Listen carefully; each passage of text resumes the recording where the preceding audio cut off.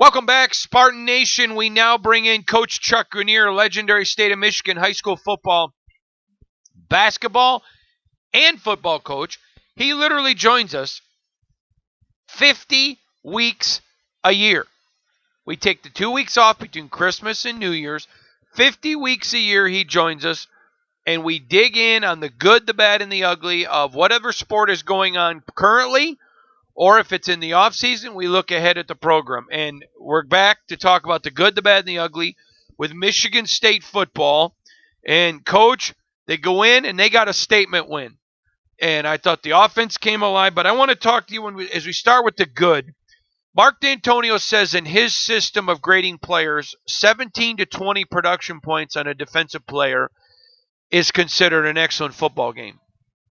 And he said the highest score he ever gave was last week to Joe Bocce getting 53 points. Bocce was an absolute machine. Your thoughts on the play of Joe Bocce last week? Yeah, I think we mentioned that. I had some friends there watching the game, and that first quarter, Bocce was just on fire. He was everywhere. And, he's such a good linebacker, so tough, and he plays sideline to sideline, in which with so much ferocity that it's a pleasure to watch him play. He's well deserved for everything he gets, all the accolades. He's a really good Spartan linebacker. Coach, when you look at him, this is no disrespect to Max Bola, who's a good friend of mine, and Greg Jones, who's a good friend of mine. But I think Bocce has a chance of leaving here the best middle linebacker not named Percy Snow in Spartan history. I don't think anybody will beat Percy, but just because he did it for over an extended period of time more than Bocce has. But, I still think Bocce's great. I think he'll be the second best middle linebacker in Spartan history. Your thought? I think he's got a real good chance of doing that if he's not there already. The linebackers that you mentioned before had really good performances at Michigan State, and so is Bocce. And Bocce is a little bit different than a Max Bola, and he's a little bit different than the other guys.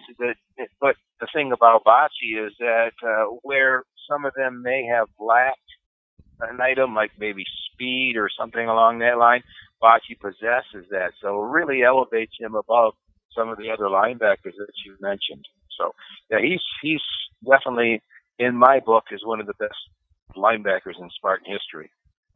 What about Matt Siebert, the tight end? What a good thing to see from him.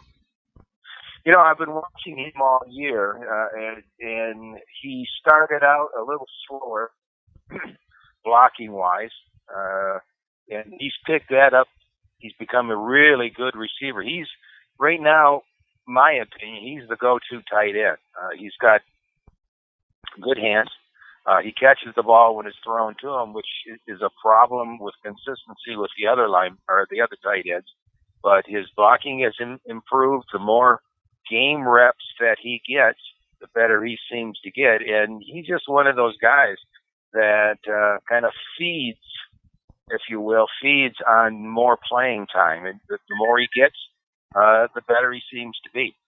Coach, when you talk about the good and all that went into that game, there's a lot. But, man, Elijah Collins, only 17 touches. I'm sorry. I think he's got to be up closer to 25. But he's 17 rushes for 76 yards, didn't lose a yard, one touchdown. Again, I'm sorry. Now, granted, they had the big lead in the fourth quarter. Not the big lead, but they didn't necessarily need him as much.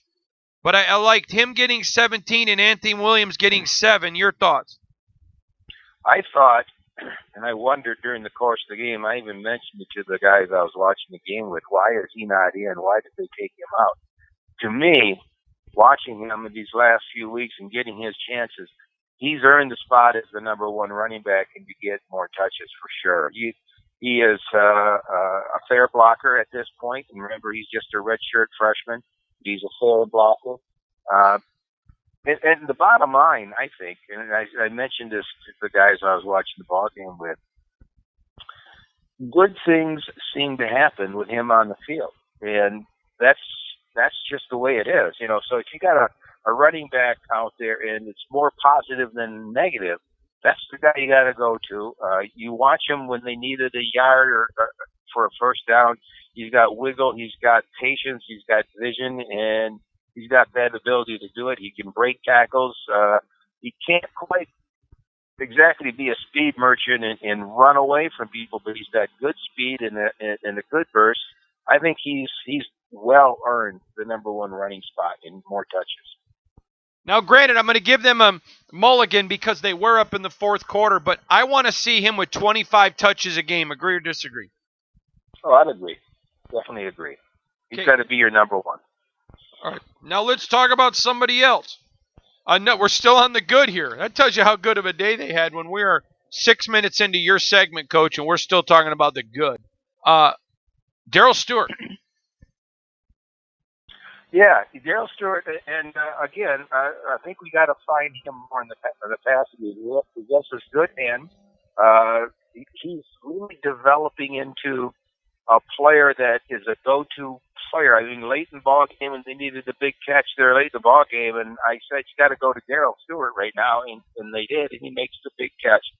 He's coming along, breaking out, and he definitely is the go-to receiver at this point. Good.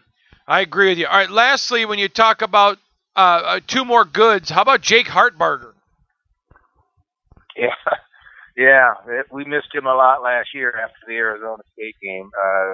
Definitely, that is a weapon that it really comes into play at certain times in a ball game when you need to switch the field over so that you get a little breathing room, and he can do that.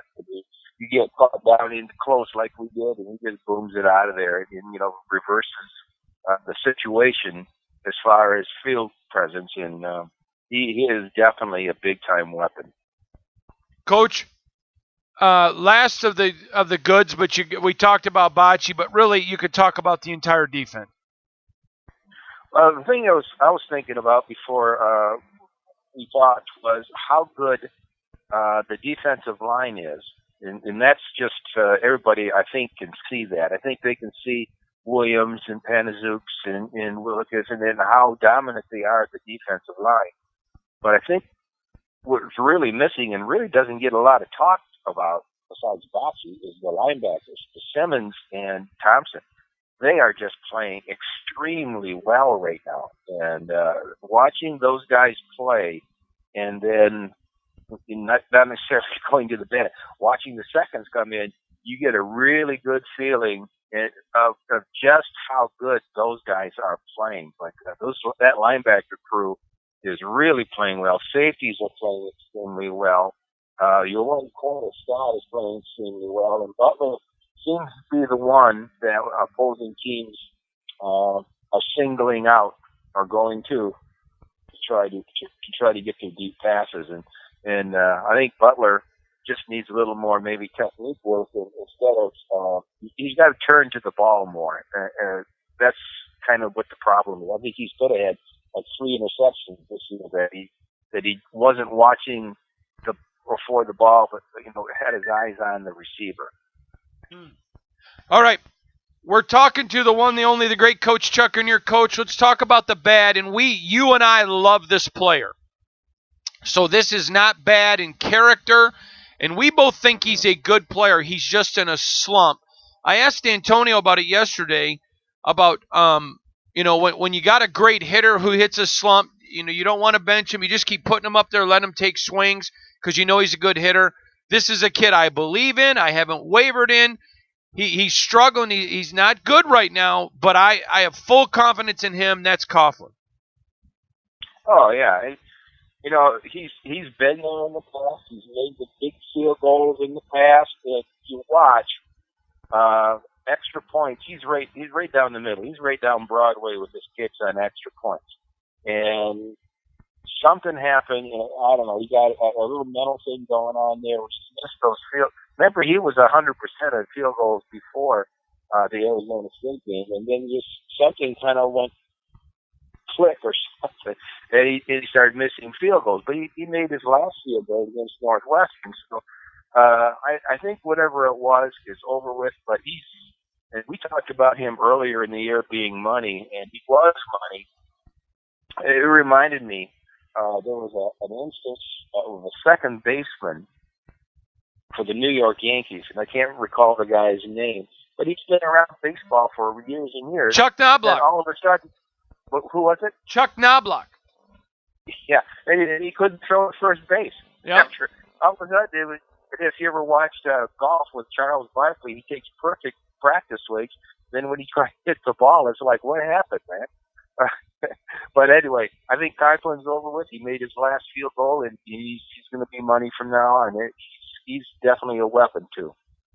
Totally agree. He is the one and the only, the great one, the indomitable one, the man, the wonder, the legend, the great Coach Chuck Grenier, legendary State of Michigan high school football and basketball coach. Coach, thank you for joining us, as always, for the good, the bad, and the ugly with Spartan Athletics. Spartan Athletics.